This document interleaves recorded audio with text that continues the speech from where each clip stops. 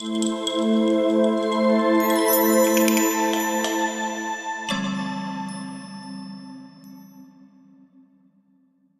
ce nouvel épisode, l'INIR revient sur les points clés de sa dernière lettre mensuelle avec un éclairage sur le travail de reconnaissance et de réparation mené auprès des personnes victimes dans l'Église. Bienvenue sur les podcasts de l'INIR en partenariat avec le collectif Voix libérée. Bonjour, aujourd'hui on plonge dans la lettre d'information de septembre 2025 de l'INIR. C'est l'instance indépendante pour la reconnaissance et la réparation suite aux violences sexuelles dans l'Église catholique en France. Et on va explorer un thème qui ressort vraiment, ce besoin crucial de vérité pour les personnes victimes. Comment cette quête est essentielle en fait pour pouvoir se réparer. Oui, et d'ailleurs, l'INIR le note, les demandes ont beaucoup augmenté, plus de 1700 depuis le début, Ah oui, dont plus de 200 juste en 2025. Apparemment, l'affaire de Betaram y est pour quelque chose. d'accord. Alors justement, comment ça s'articule ce lien entre chercher la vérité et la réparation? C'est ça qu'on va essayer de comprendre. La lettre nous donne l'exemple de Georges Emmanuel. Son témoignage est assez fort. Il raconte que, avant même l'INIR, il a ressenti ce besoin viscéral d'enquêter lui-même sur son agresseur. Il avait 3 questions en tête. Bon, la première c'est « Qu'est-ce que ça m'a fait ?» évidemment. Mais aussi, qui était ce prêtre? Et puis, comment l'Église l'a protégé? Quelle complicité? C'est ça. Et il le dit bien, ça demande des ressources énormes. Psychologiques, intellectuelles et même financières. Bah oui, Et ce qui est frappant, c'est cette dualité qu'il décrit. Il parle d'une violence inouïe, c'est son terme, à aller rechercher tout ça, ce qu'il a anéanti. Il dit même s'être senti parfois en danger de mort. ah oui quand même. Mais en même temps, il dit que c'était la seule issue, la seule façon de s'en libérer. Chaque fois qu'il traversait une mort, comme il dit, ça lui redonnait une énergie de vie considérable. C'est puissant comme image, c'est très fort. Et ça dépasse sa propre histoire en fait. Exactement, sa démarche individuelle, elle touche à quelque chose de plus large. Le besoin de comprendre le système. Le travail de la SIESC a commencé ça bien sûr, mais ça doit continuer localement.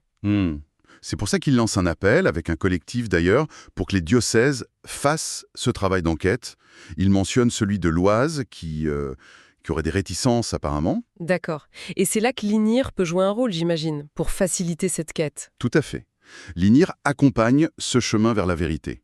Concrètement, ça veut dire travailler avec les diocèses pour avoir accès aux archives. Les archives sur les auteurs présumés. Oui, leur parcours, où ils ont été envoyés, est-ce qu'il y avait déjà eu des signalements, ce genre de choses. Bon, parfois c'est compliqué, les archives sont incomplètes, ça demande de la persévérance. J'imagine. Et puis, il y a aussi les appels à témoignages, c'est essentiel. Ça permet d'identifier d'autres victimes potentielles, mais aussi d'envisager des démarches restauratives collectives. Et ça, c'est souvent vécu comme très, très réparateur. Ces démarches collectives. Oui, l'INIR a même créé un guide pour les diocèses, pour les aider à bien cadrer ces appels à témoins, à les sécuriser. D'accord. Et cette quête de vérité, vous disiez, elle a aussi un impact sur la mémoire même de la victime. Absolument. C'est pas juste faire mémoire au sens historique, c'est aussi, pour la personne, restaurer sa propre mémoire. Le trauma, ça fragmente les souvenirs. Ça crée du chaos dans le récit personnel. Oui, c'est souvent décrit comme ça. De pouvoir reconstituer une chronologie, de retrouver des lieux, des faits précis, ça aide à remettre de l'ordre, psychiquement. Donc, quand l'Église ouvre ses archives, ce n'est pas juste symbolique. Elle participe concrètement à cette reconstruction psychique. C'est une perspective importante. Et l'exemple donné dans la lettre, celui de Julien C.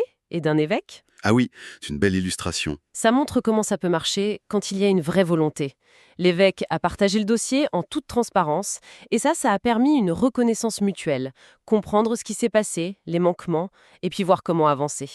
L'évêque parle de co-construction. Exactement. C'est ça, une démarche restaurative réussie, cette co-construction. Donc, si on résume un peu ce qui ressort de tout ça, pour beaucoup de personnes que l'INIR accompagne, cette recherche de vérité sur les faits, l'auteur, l'institution, c'est vraiment une étape clé.